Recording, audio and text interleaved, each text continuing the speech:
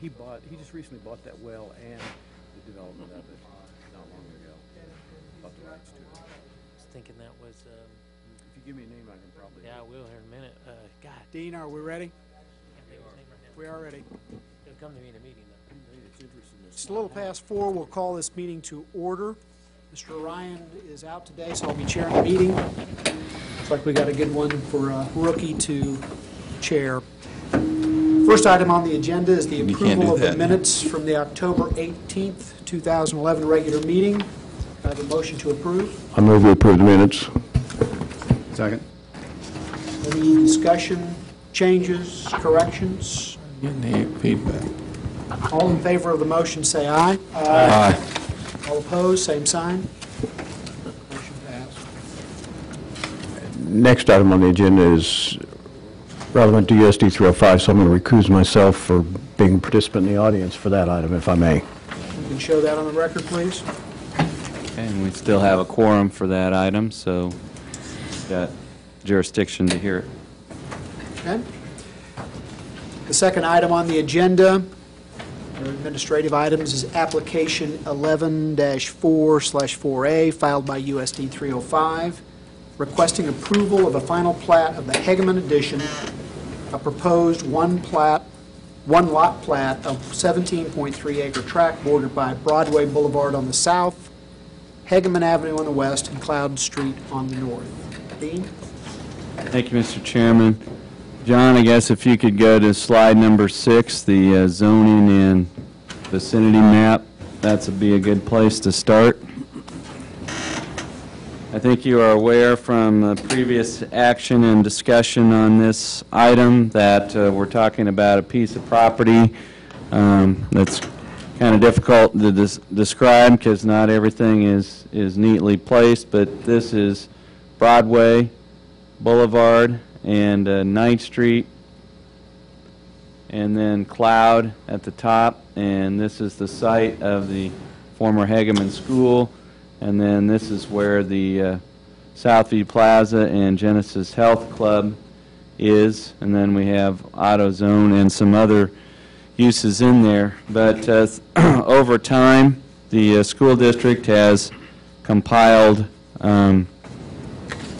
property and created basically a 17.3 acre piece of property that for the most part, except for a small piece, has never been platted. And so the application that's before you is basically an application to take those various pieces and construct a plat that would be shaped like this and would be all one lot and block. And we gave you a little bit of chronology in the report there, but the very original development in this area goes back to the early 1950s, and Hegeman School was actually constructed in 1953, and the Southview Plaza out there was constructed in 1962. So it is an area that has had some development over a period of time, and then the most recent development being out there was the AutoZone new construction, and then a purchase of the Southview Plaza in 2009 by Genesis Health Clubs of Wichita, and they did some work there. And it was very important, this particular aerial, I guess this is not the 2010 aerial, John, is that 2005? That's correct, yes. Okay, so since that time there's been an addition put here by Genesis Health Clubs, and we gave you all the chronology of that because it was very important that any plat that was done of this property capture and show the various no-build easements that were done at that time, and Mr. Kennedy can address that from the school district's perspective or impact, but basically because of the size, and this is still dying out, the size and the proximity to property line of this addition, it required getting agreements that no buildings would be placed right up next to the property line on these properties. And so the no-build easements that were granted were done to ensure that no buildings were placed there. The other item that occurred was there was a storm pipeline that dated back from the 1950s that ran through here, and there's a flume right here, and that carries runoff over here to storm sewer in 9th Street, but that was never placed in any kind of easement, and in 2010 that was done. It goes back to August 16th this year. You conducted a hearing on a proposal to rezone this site to create a planned development district campus for the school district. We've summarized all those conditions that were involved in that in page 4 and 5. And on page 5, one of the items was a final plat shall be approved prior to final approval of the planned development district. The City Commission did act on your recommendation to rezone the property and the plan. And John, I believe it is, I guess we try the preliminary development plan color overall. And so you have not seen this plan as a planning commission, but this is what was presented to the City Commission, and this is the overall approved plan. And the primary change occurred in this area where we initially had some gravel areas proposed, and then those were modified, and then this area here, eventually the effort was made to modify that completely to paving, and so the request for a waiver of any sort of paving requirement was dropped, and so everything you see there that is shaded in gray would be paving, and there's no gravel surfacing whatsoever on this plan. So that was approved by the City Commission September 12th, and then second reading on the zoning change was deferred until this plat was submitted. And so our main purposes here are to, with the plat, is to clarify the right-of-way widths for Hageman Avenue and Cloud Street, the east half here, and Cloud Street up there. Broadway is well established. There is restricted access on Broadway, the entire frontage, and so this plat will establish and approve the location of an access point on Broadway. There was a drainage study required for the campus and reviewed by our engineers to determine compliance with the city's subdivision drainage criteria. And then the other thing the plat does is provide for needed utility and drainage easements. And so on this particular drawing, there's reference made to a sewer easement, which runs right along here for a sanitary sewer line, a water line easement that runs from Broadway here, ties over to a line behind Genesis, and then there's a line that runs on up to Cloud Street. And then this area here is where the stormwater detention is proposed. And so the site presently with the Hageman School, the only access point is to Cloud Street. This plat would have access from Hageman Avenue and a new address or access from Cloud, and then there's a proposal to break the restricted access on Broadway for a driveway there. So if you're in agreement with this plan, you would be authorizing a break in access and approval of a driveway connection to Broadway. As far as the lot design, it's very simple. It's all one lot and block. If there was a point in the future where a line was drawn here and say the school district decided that this was surplus, they had no use for it, by survey and deed they could split this off and sell it off without having to replat, but they could do that one time without replatting the property. As far as Water, I think, John, we have on 7 is a site utility plan.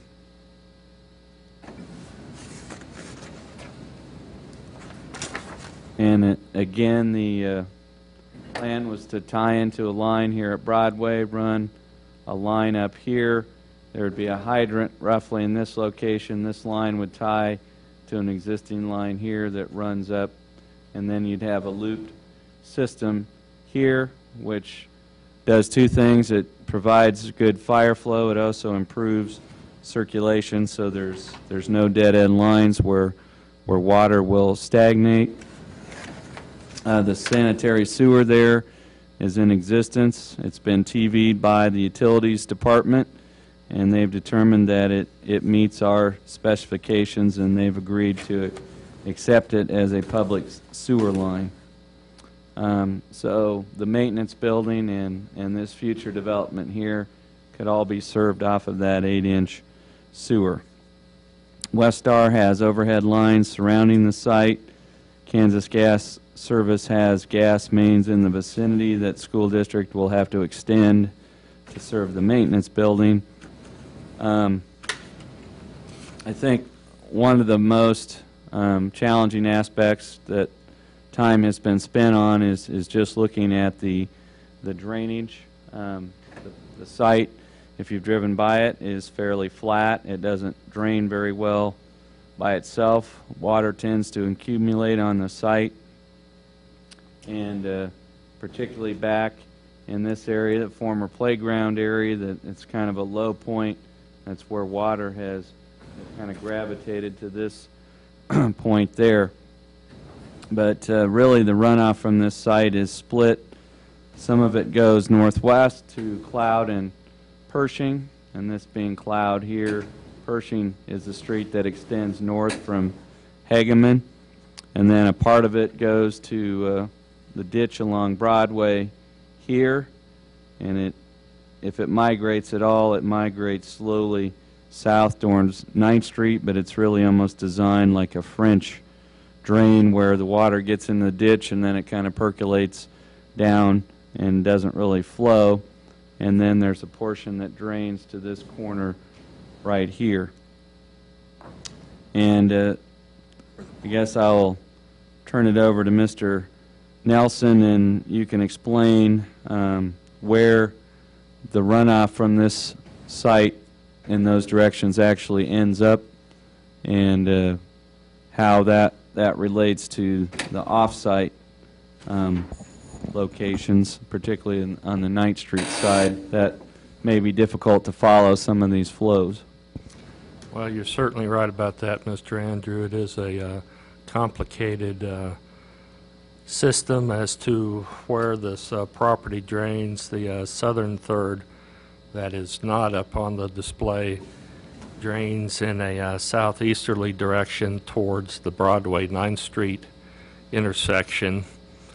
The northwest corner, where Phase 2 and Phase 3 is proposed in the future, as Mr. Andrew noted, goes out on either onto Hageman or onto Cloud, at which point it collects at the intersection a series of storm inlets, and then goes north to where it eventually gets into West Dry Creek. The area behind the existing school building, the playground, and the area that would be bordered by the new warehouse building does drain back towards the peak, or the corner of the near Genesis building, where the developer has proposed a detention area.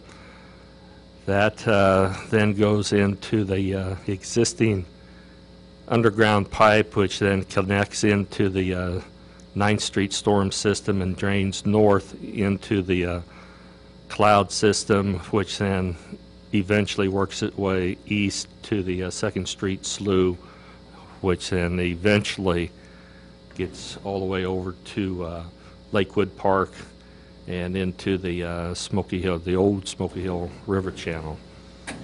The drainage detention pond proposed by the applicant is more than adequately sized to handle the additional volume of runoff that is being increased with this development. And I guess Mr. Stack and I really don't have many concerns or questions about how this system might work. We had met with Mr. Earls, who is the drainage design engineer, and one of the questions we had and what I was visiting with Mr. Renz about was trying to get a handle on this building and the runoff off the south side of that, and how feasible it was to have a gutter and downspout system that would direct this water to this corner, so that some of it could make its way over to this pond, as opposed to having it all go to Broadway. And so when we're concluded with our remarks, we might want to hear from Mr. Renz about, get an idea of how feasible it is of the runoff from the roof system here, how much it's feasible to get here, and how much will drain back to this spot. But John, I guess we could go to area map 3, and we'll kind of get the puzzle of how this works. But again, this is our USD 305 property. We have AutoZone. This property is shaped like this. They have a pond right here, Suburban TV's here, Southview Plaza here, and the easement for drainage goes right through this area. And I think we have map 2 is a detention pond. This is an older drawing, but it basically shows this pipeline going across here.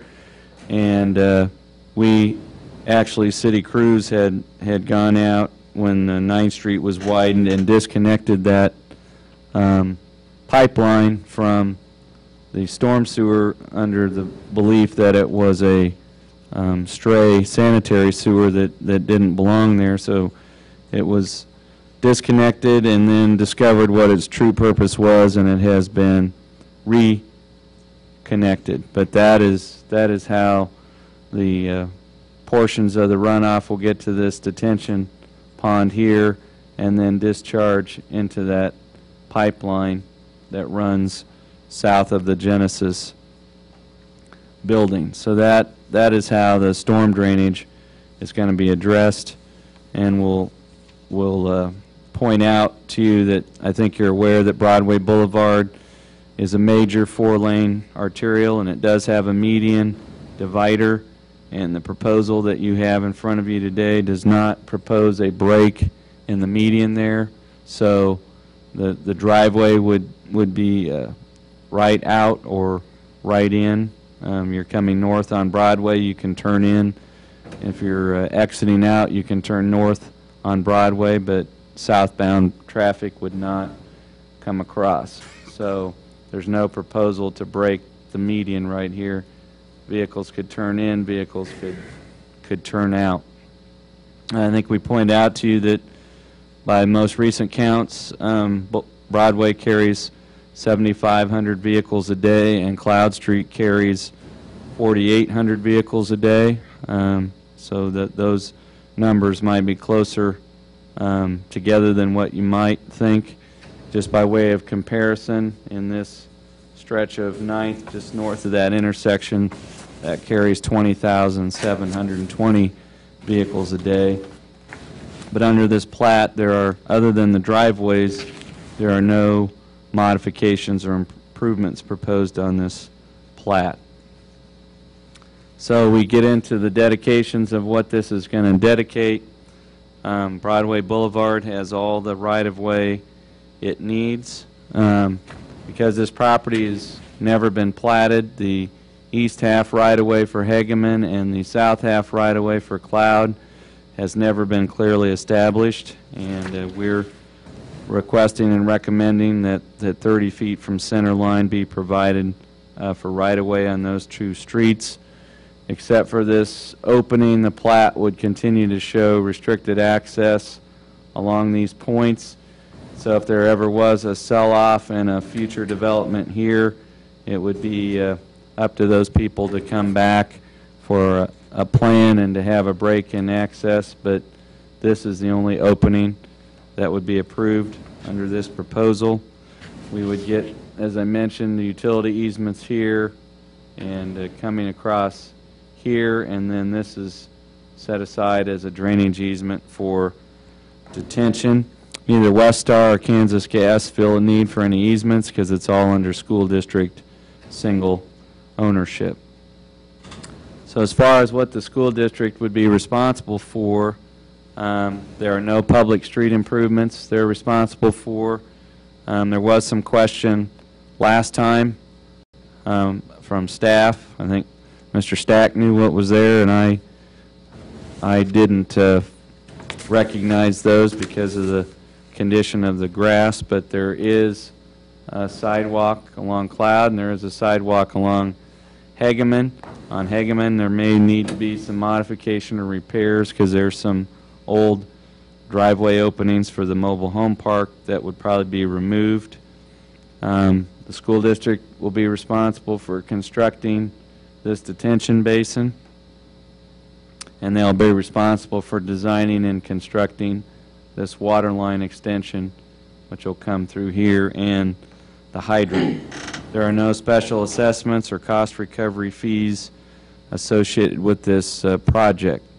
So we think this is in order for your approval today. There are some surveying items and technical corrections that need to be made to the plat and drawing by the surveyor, but we're recommending 3 conditions: that restricted access be provided except for the openings that you're approving today as part of the plat, that the city engineer approve the final design specifications for this pond, and that those specifications be approved before phase 1 is constructed.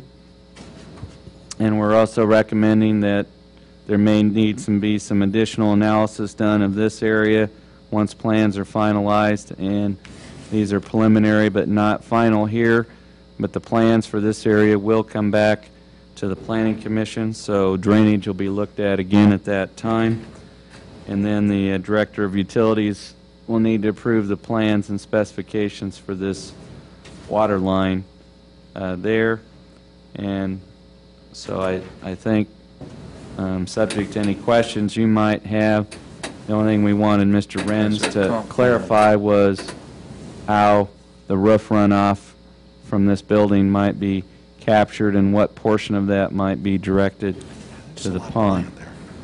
But with that, I'd be open to any questions you have about the plat.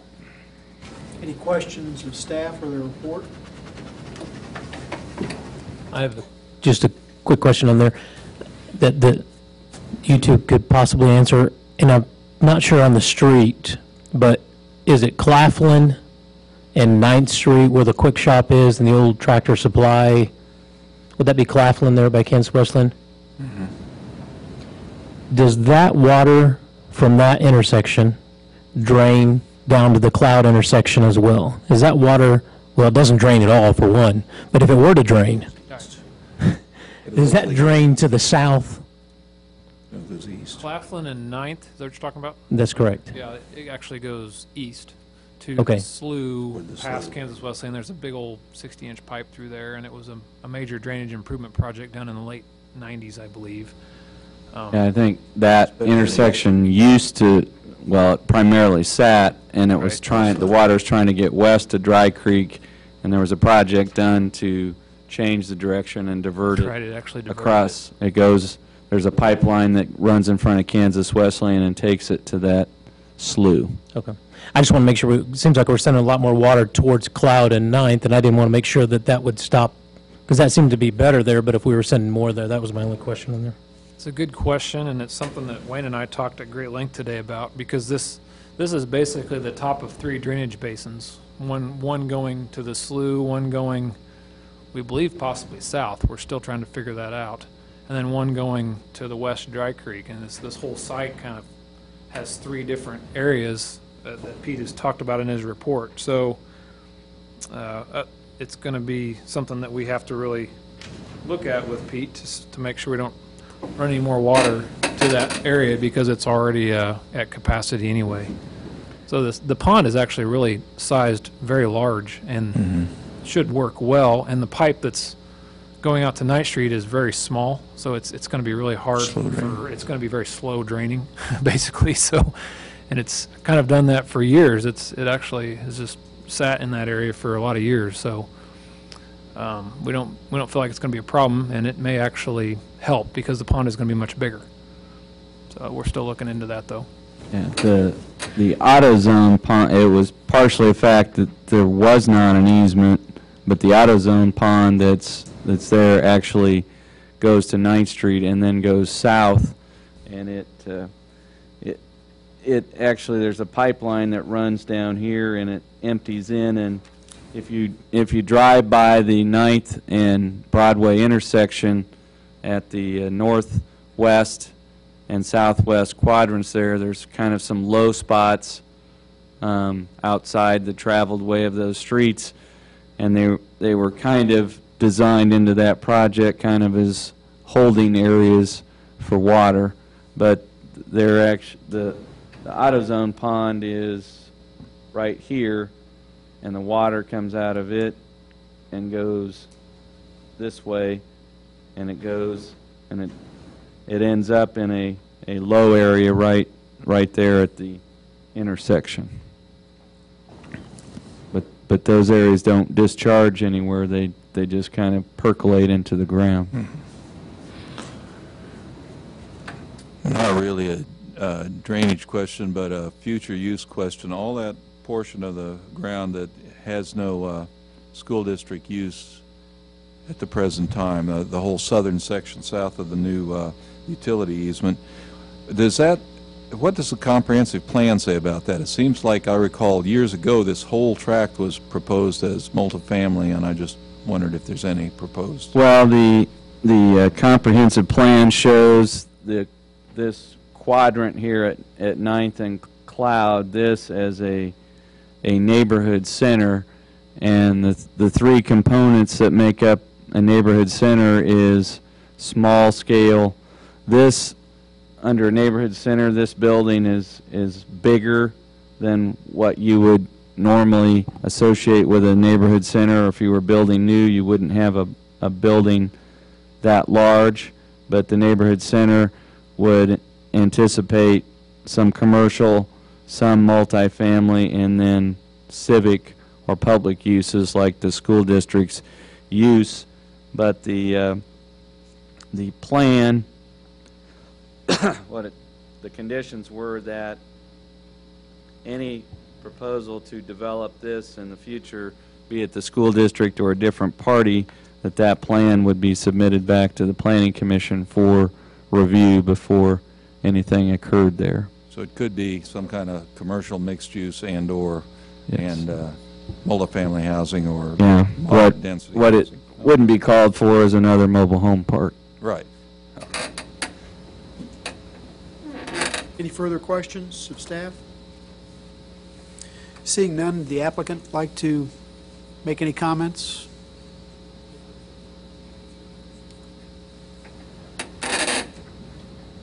I'm Charles Renz, Jones Gillum Renz Architects, working for the school district on this project. I'll just clarify on the drainage issues that Dean has mentioned.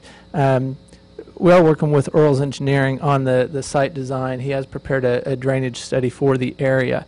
The general intent, when we started this, was to design the drainage system to basically, do no harm to the storm drainage system as it is. There was a series of paved roads on the area, as well as several building pads, concrete pads where the trailers had previously set.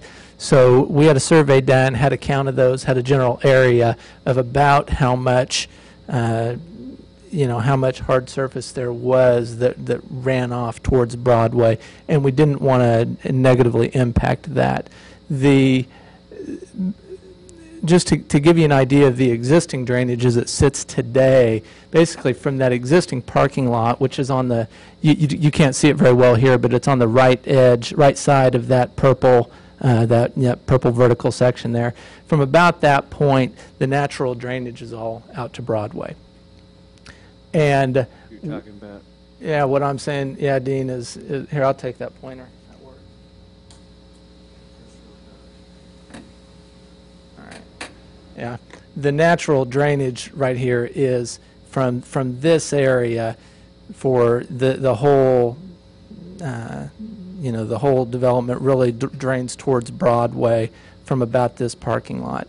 And then you get into this kind of high point, this ridge line, where everything starts to go back. For the previous development, when we did this parking lot several years ago with the renovation at Hageman School, we created a drainage swell back here that actually went to this little inlet behind Genesis. So anyway, with the new design, what we have done is basically from a line at the drive here, somewhere along this drive, we drain everything back to the east. From a ridge line at the driveway here, we drain everything back to the east towards the retention pond, and we pick up the entire, I'll call it the east half of this building. All drains back in here, flows across the new drives around the site into the the retention area or detention area.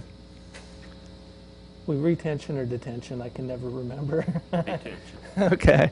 So anyway, we are,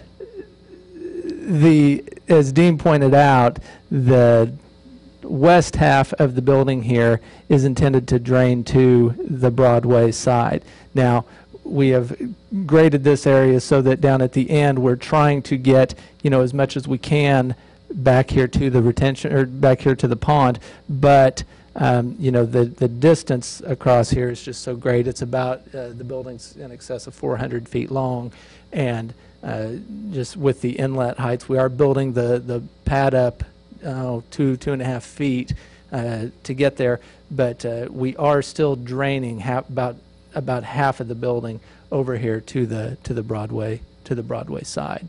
But again,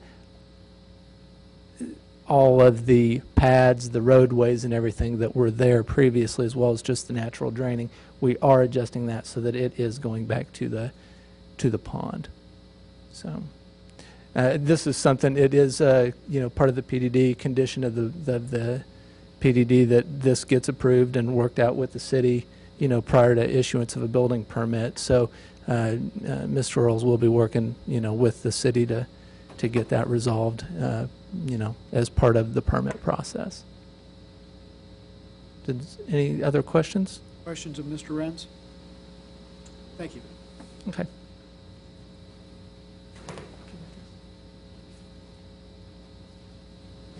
And our recommendation is found on the last page of your report there, and we think this plat is in order for your approval with those conditions that we've identified, and then we will work with the land surveyor to make the technical corrections needed to the plat drawing to make it recordable. There are no further comments. I'd entertain a motion from the board.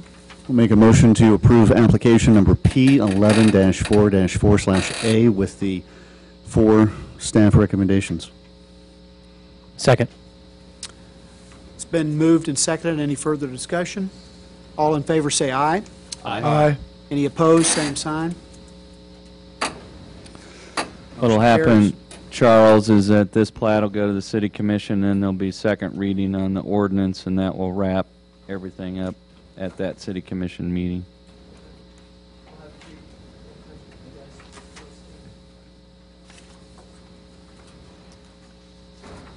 We lose Mr. Kennedy. I think Mr. Kennedy's on his way back, perhaps.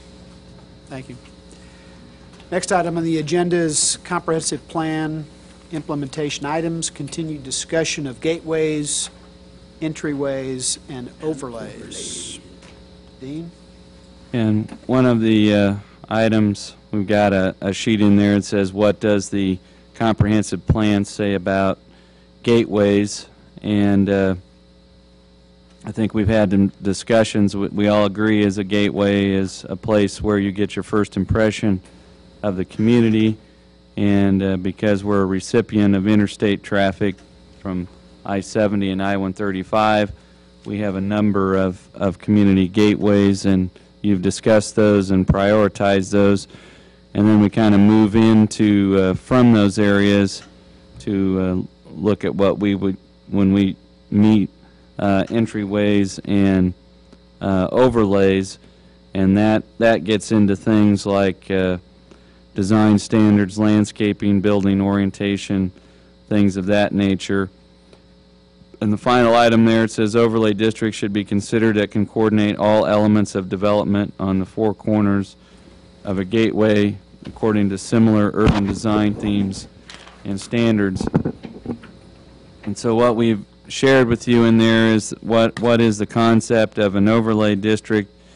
An overlay district is basically you, let's say you look at the corner of Crawford and Broadway and say we're going to have an overlay district there.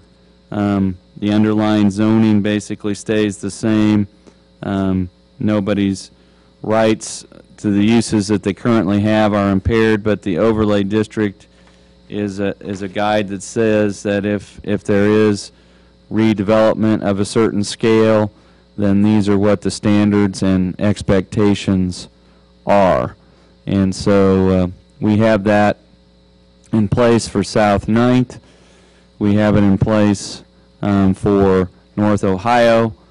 There was some discussion in the past of doing that with North Broadway in response to the street improvements that were done there between North Street and Pacific, converting that from 4-lane to 3 lanes and consolidating driveways and a number of things there. We wanted to gauge whether you still think that North Broadway area is a special area of concern, and also looking at South Broadway from the south of Sunset Plaza up to State Street is another area that could be looked at. But we wanted to share with you what the concept was of an overlay district.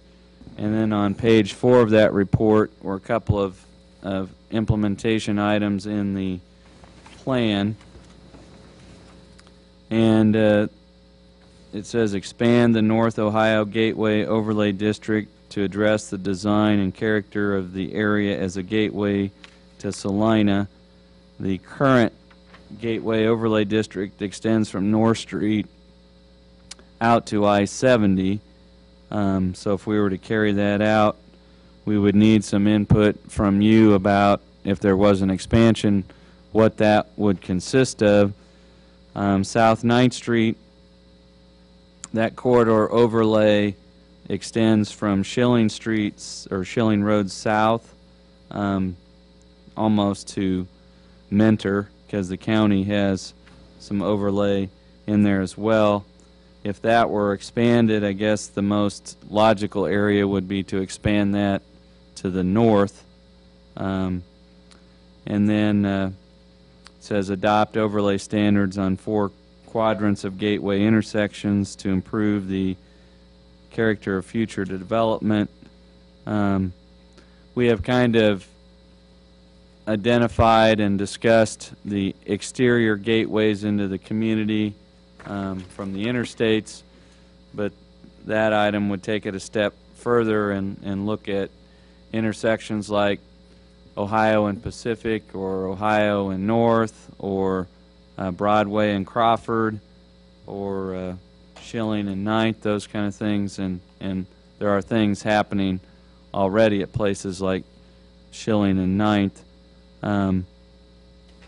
But we've had some discussions today as a staff about overlays, but we've had and identified gateways, but in terms of priorities of what we'd call more internal areas, are there intersections that the Planning Commission sees as more important than others for in need of an upgrade or have an overlay that would apply to those.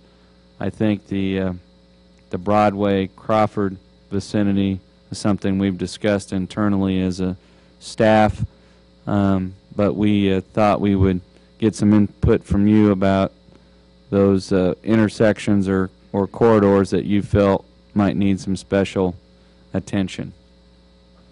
And so I guess our first question, does everybody understand the concept of an overlay, or have any questions about that?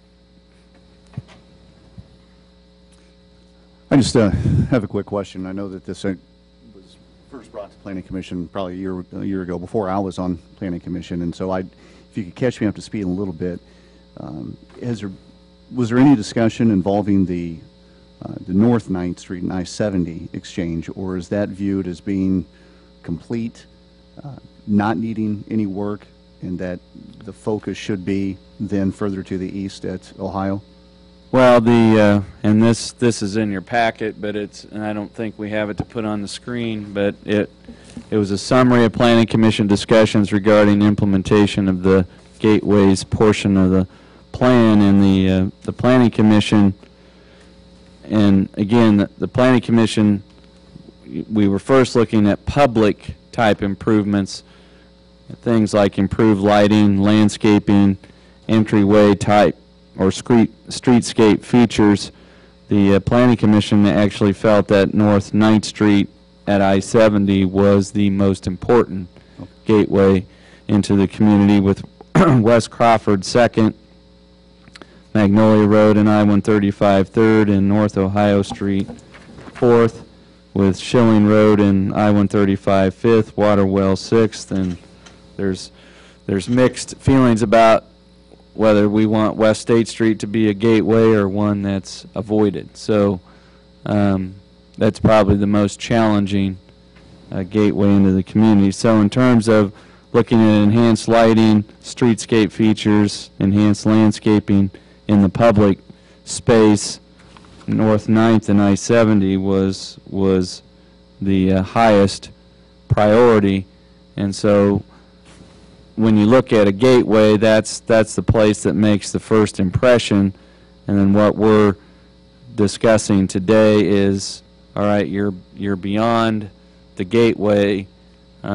Is the intersection of 9th and Pacific, or the intersection of Broadway and Crawford, or once you are on the path into the community, what intersections or corridors from a priority standpoint, not only looking at those kind of public treatments, but also looking at, if a site is redeveloped, what are the intersections or corridors where you would like to have special attention paid to building materials and the orientation of buildings and parking and those types of things. So I think that's what we're talking about. Is there's some suggestions here to adopt overlay standards on 4 quadrants, and you can judge whether you think those are improvements or not improvements, but I have photographs of what the southwest corner of Broadway and Crawford used to look like before Walgreens was there, and Walgreens is probably an upgrade from what was there, but is that pattern with the type of building, landscaping, those type of things, what the Planning Commission would like to see extended on to future redevelopment there, or is it's something even beyond that? And so what an overlay district can do is it can address how buildings are oriented, what materials are encouraged and what are discouraged or disallowed, how parking is oriented, pedestrian access, things of that nature. And so it would help us as a staff as we look to those overlay standards for the quadrants of gateway intersections, if you could kind of help us prioritize from your standpoint what intersections you feel are lacking or are in need of that type of attention. Dean, I might say, this has kind of been one of my passions since I've been on here, and I think we can't focus on seven gateways and another 4 or 5 intersections within the community and do any of them proper. I think we have to focus on the most important, and I think that's why the previous Planning Commission identified some of those entryways in priority order, looking at maybe 9th Street and I-70 as a priority, and put some emphasis on that and develop that in hopes of developing our community. We could spread out some emphasis, the city could, at a number of places, 14, 15 different places, and end up with not enough resources to do any of them adequately. And I think my vision of development of those gateways is more than a beautification process. It's a overlay district that dictates the way businesses develop as they go in there, and then incents and encourages businesses to go in there. I can think of no better investment possibly in an I-70 9th Street area than to put some infrastructure in there, put some roads in there, put some lights in there, and pay for those in order to hopefully get some businesses to start developing along there. But additionally, to do that, we've got to get rid of some water. Many of us can remember back the last big rain we had a few years back, and nobody's going to build a building where the creek's going to flow through it. I mean, you just can't do it. So if we're going to, and I see us really missing an opportunity at I-70 somehow as a community. And I can think of no better business than those people that pull off of I-70, stay overnight, fill their car up with fuel, and pay $100 for a motel room and pay the bed tax and the sales tax, and all we have to do as a city is send a little sewer line to it and a water line to it and a road. It's far cheaper to develop that than it is a place for 100 people to sleep in homes. So, and we get a lot more from it, revenue-wise. So I just see that we have an opportunity there. I think we need to focus on those areas where we really have opportunity for development and growth and do the things that are necessary, and kind of let some of those other internal areas that really don't have the potential maybe wait a little bit. But that's just my opinion.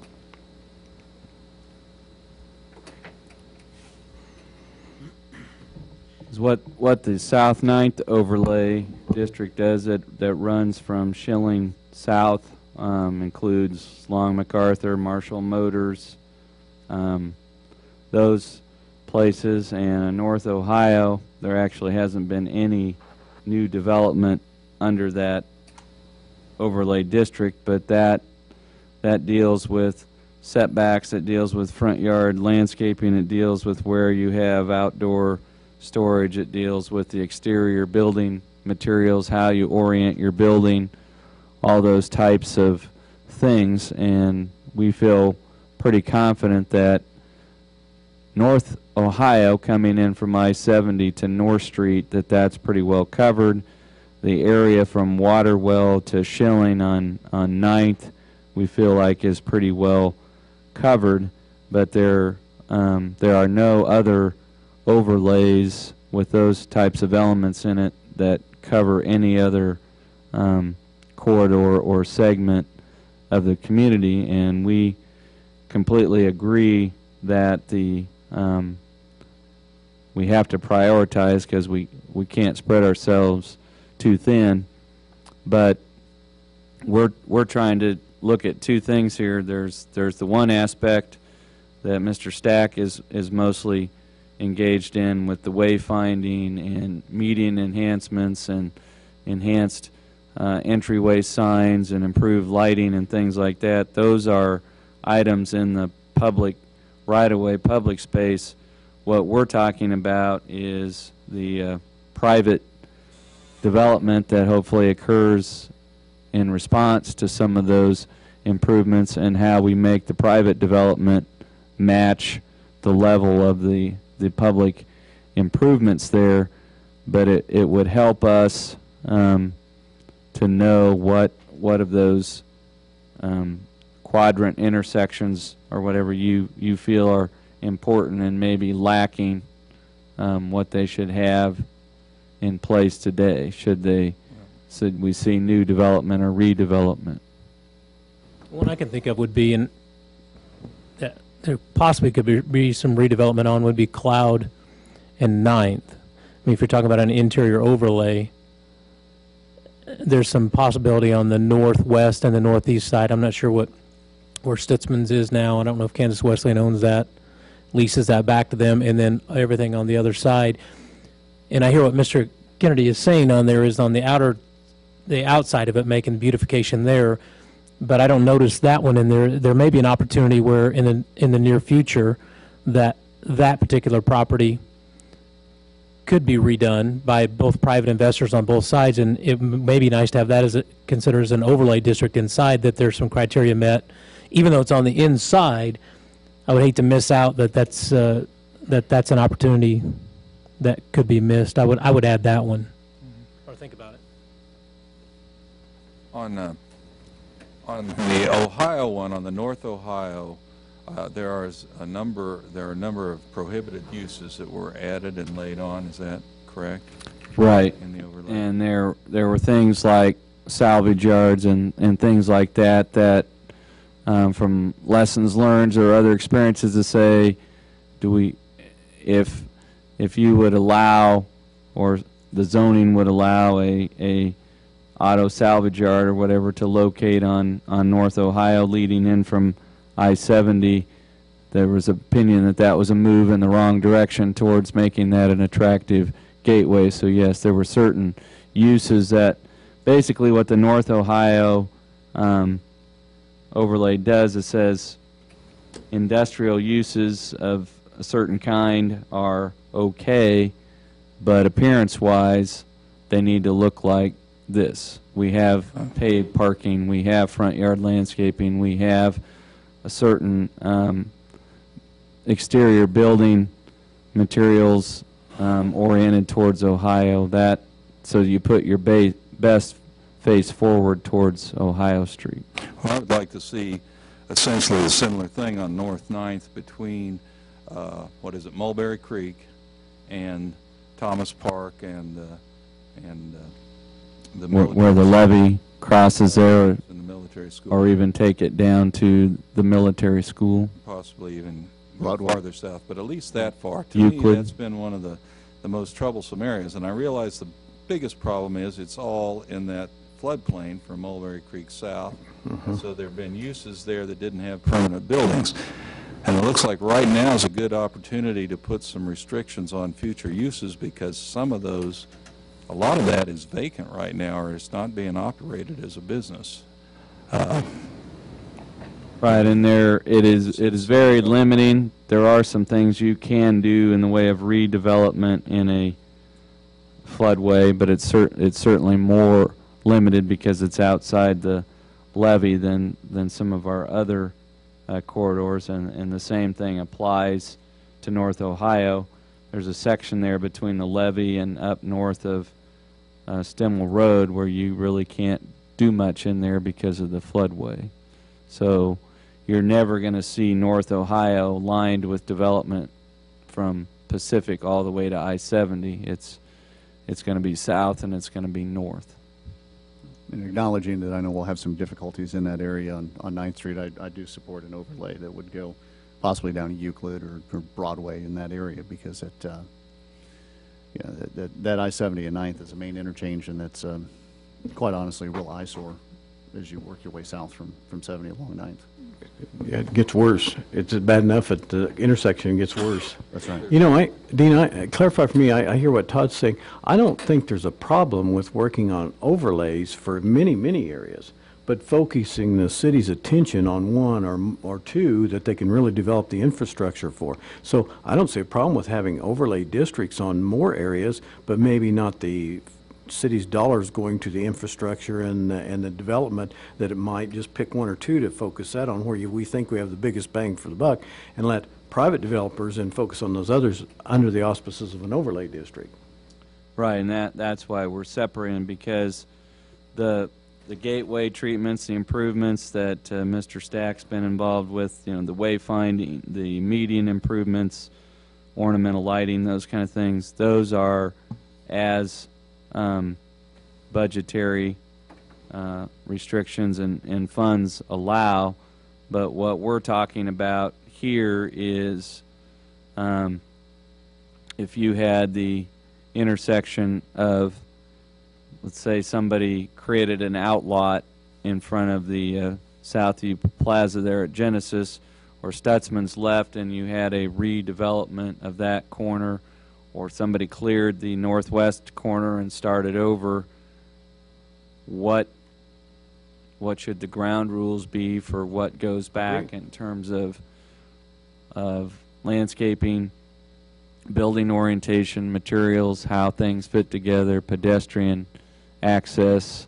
Do we need more right-of-way so that Dan can build 6 or 8 foot paths instead of sidewalks? Those types of things. And so we have two things. We have a classification called a commercial or community center overlay that was discussed, that applies. The two areas it applies to are Crawford and Broadway, and Crawford and Ohio. And then there are neighborhood centers and neighborhood center overlays, and some examples of those would be the Cloud in Ohio, Albert in Ohio area, the 9th and Cloud area, the Marymount and Crawford area, the Schilling and Ohio area. Those are our neighborhood center type things, and there's two ways to go with that. One's to say this is our standard model for neighborhood centers, or we can be geographic specific and say we want to have something different at 9th and Cloud than we have at Schilling and Ohio. So just to get a feel for what the commission's thinking on that, if you had what was called a neighborhood center overlay district, would you see the same requirements applying to redevelopment or new development, say at Schilling and Ohio, as it would be at 9th and Cloud? Or do you think they should be tailored for the area in which they are geographically applied?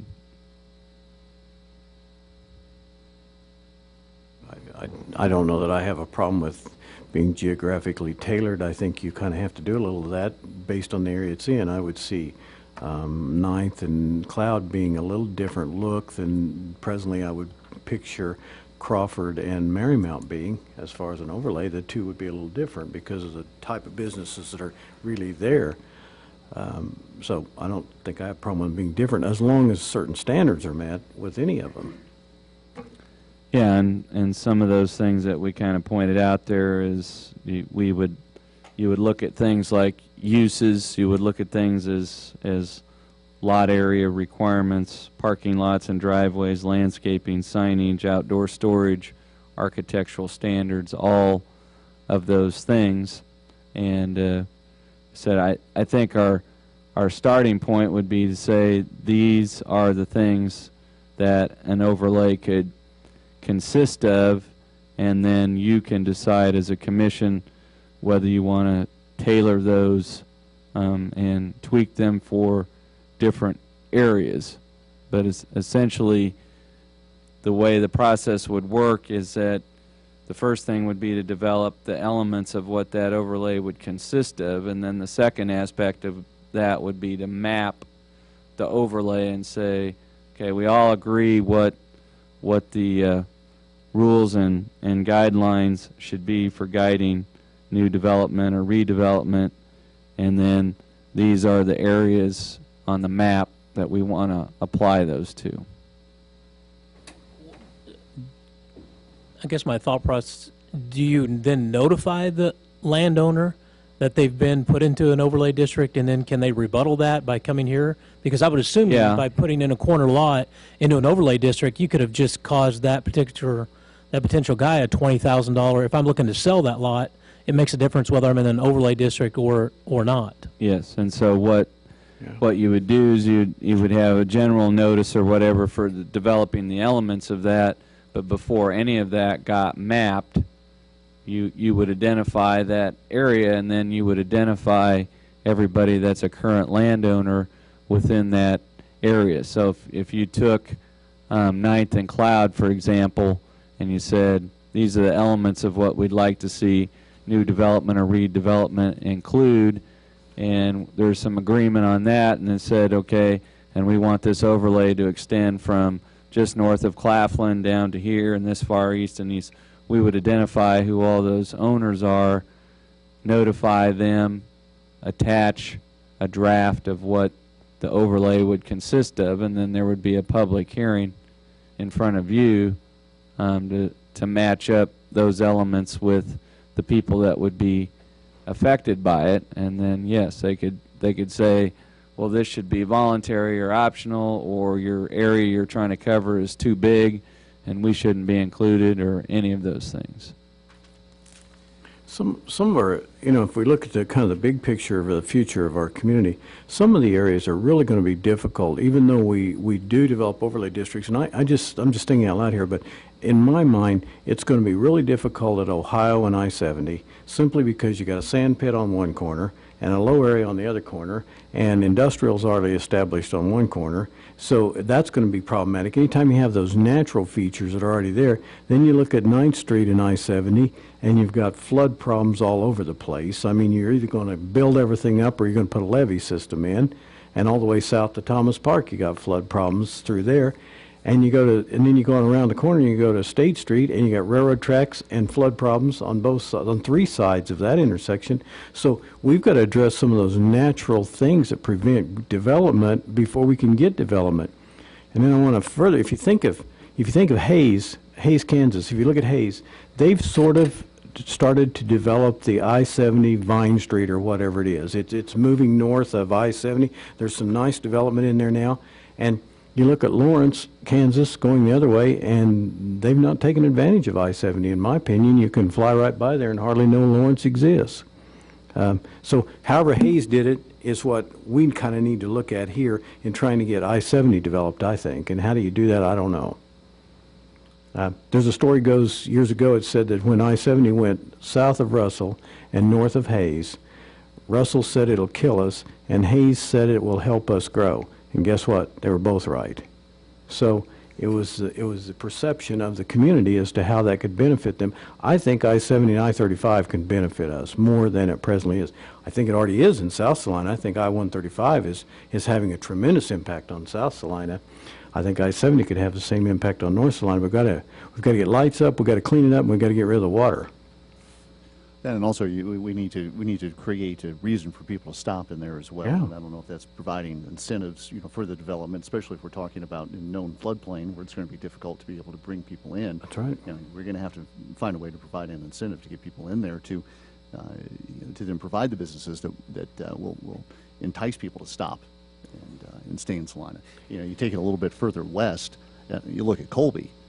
That whole exchange there along I-70 is completely different. I mean, that is a totally different town than it was. That's right. 10, 15 years ago. I mean, and it really, it welcomes you to stop in that area with the travel plaza and everything that they have there. And I would use that as an example as well of something that we would want to try to look at to create that kind of atmosphere.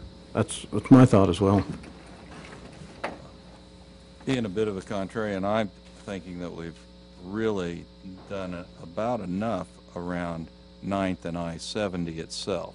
What we need is some way to jump people from 9th and I-70 south to Elm Street down to the downtown area. And that is kind of the visual problem area, that whole distance. I originally just said to the levee, but it's really all the way down to Elm Street before it starts looking like you're in a real town. So it's kind of the problem of how do you attract people to do something other than hit the freeway service areas at 9th and I-70. Will come all the rest of the way downtown, and because we can't correct that flood area there. I don't see, there's not enough money in the Corps of Engineers to do that. You're just fighting too much nature. we had a meeting with the Heritage Commission where we updated them on the progress of the Heritage at Hawthorne residential project there, which is very close to being ready to occupy the first building. And if we'd invite you to drive by that and take notice, and the work that was done with the clubhouse there. But however anyone might feel about the loss of the school or anything else, if you drive by that, you can't but agree that that is an enhancement of that 9th Street streetscape as you're approaching the downtown area. And so, you know, if you think in your own minds, what is it I like about that project, how it looks, building materials, how it's oriented, those type of things, I think that we could agree that if there was more development along North 9th Street that looked like that between the levee and downtown, that would be a step in the right direction. Right. And that Hawthorne area is just, it's wonderful. Looks great. But quick question for you, Dean. We've had a bit of change on the commission since this was put together. So is your intention at this point to try to push, say, a study session to see if we can get on the same page? Well, what I've written a note to myself here, we did this, and before we did the North Ohio corridor overlay, we did a study session with the Planning Commission, and we just had a whole series of maps and said, here's where utilities are, here's where floodplain is, here's where floodway is, here's how the ownership is broken up, here's who owns the property, here's how it's currently zoned. And I think if we took North 9th Street and just started at I-70 and worked our way south, and we could share with you what the ownership pattern is, what the zoning pattern is, what's floodplain, what's floodway, what has utilities, what doesn't have utilities, that might help you get better informed about what's feasible and what's not feasible in that corridor. I think that's the first step. Yeah. Yeah, so we will, and that is essentially what we did with North Ohio, and we provided all that information, and then that was both the Planning Commission and City Commission, and I said, yes, we have a lot of undevelopable property on North Ohio, but we still think for the other portions having an overlay is worth doing. So if we share that information with you about North 9th Street, then you can look at that and say, yeah, we do have some undevelopable property on North 9th due to flood concerns, but we still think it's worth doing the overlay. So we'll start there. And that's something, because we never really, many of our meetings over the years I've been on are so tied up with individual requests for PDDs Right. and so forth. We never really have time to look at the big picture. You'll bring back some recommendations of the big picture to us so we can... Yeah, we'll tell you everything you ever wanted to know about North 9th Street. We have to have a little owns it. time to discuss those too. Yeah, and we can either do it at a regular session or we can do it at a study session. But study sessions, while they do start earlier, the one thing about study sessions is you're not distracted about anything else. You're just focusing on that one item. But I think we can replicate what was done on North Ohio. And as a result of that, the city actually made some decisions to invest in additional utilities out close to I-70 to say, well, we've got some developable ground out there that's underutilized. We're going to make some investments to improve the utilities situation to encourage development there. And if we encourage development there, we want it to look like this. I agree with that. Looks like. Because that is one of the biggest levers that the city, Salina, has is how and where you extend utilities has a great deal of influence on where the new development occurs. And I might suggest another thing it does is lighting. Nice, attractive, well-lighted streets. If you're looking at North 9th Street, if nothing else, if you have a nice street with nice lights, people will forgive the fact they might have to drive a half mile to get to the business area. And if it's dark and not well lit, it's not inviting.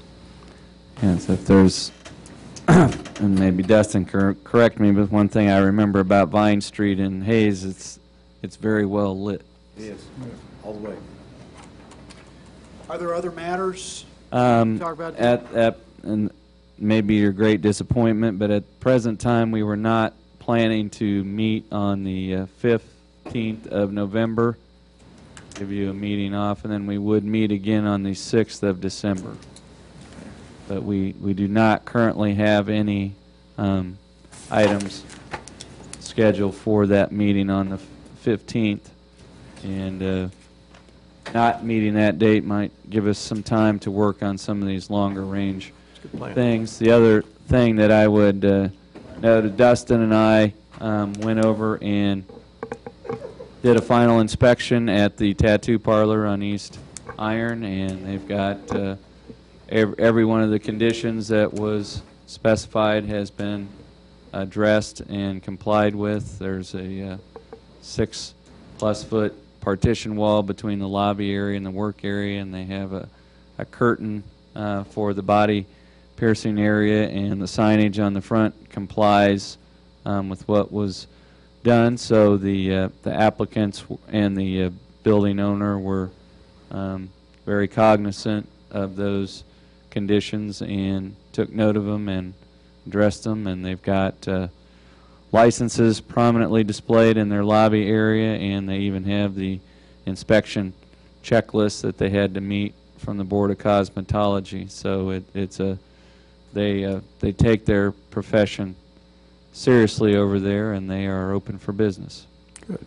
Seems like there was a lot of discussion on that for his lack of amount of people that have shown up at their doorstep. When you drive by, there's not much going on, so I hope they succeed. Yeah, I mean, I never, it was hard to imagine that it's going to be mass groups of people at a time, but I mean, I've gotten educated, you've gotten educated on that. I think the thing that's missed sometime, I know in the state of Oklahoma, the state of Iowa, places like that, tattoo parlors have only been legal for 2 years.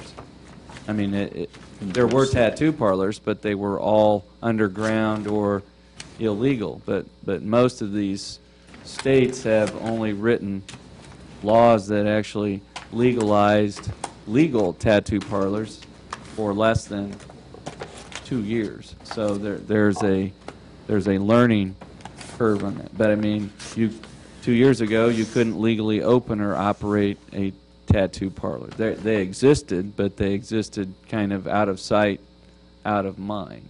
And now they're basically treated the same as hair salons or barber shops or any of those, but they're under the Board of Cosmetology. But until 2 years ago, there were no ground rules or qualifications or inspections or any of those things. And so it's just a learning curve for all of us to get educated on that. And we were fortunate to be working with two individuals that do believe it's a profession that requires qualifications, and so that they were a good example to learn from. Hearing nothing further, we'll meet again on the 6th. We stand adjourned. Thank you. Everybody can stand.